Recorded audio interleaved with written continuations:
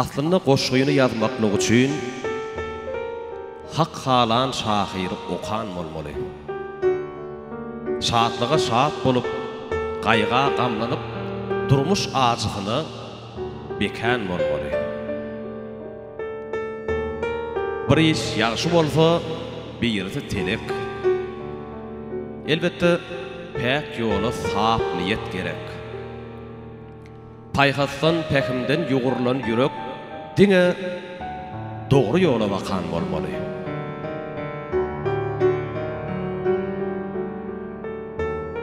Garyp ýaşa, gede ýyrtyk jul bilen.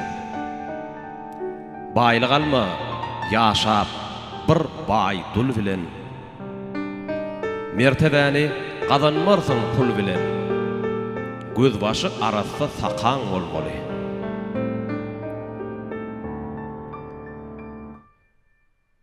Pederlerimiz göz ýaş ganlary bilen, kän namys gorady arlary bilen, perden terbiyesi awraýy bilen döşde gaýşartmaly, ýakan bolmaly.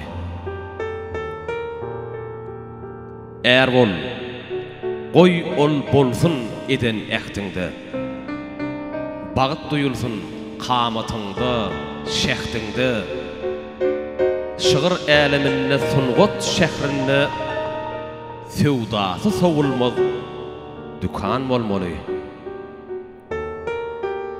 Manyly geçersek gysga ömrümiz, gysmasak, döwmesek näzik göwnümiz,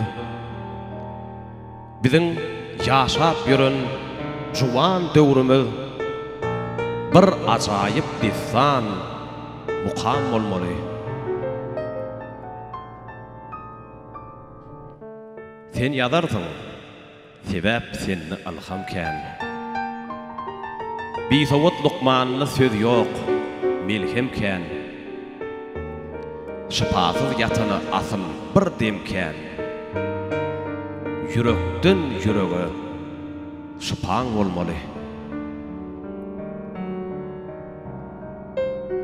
Gaýratly nesilsiň oguz kowmunda, ruhu tuğ deyip pederlerin doğumunda, ine şeyli adamların egninde Türkmen yurdu acap mekan bolmaly, peder dowamatı dowam bolmaly.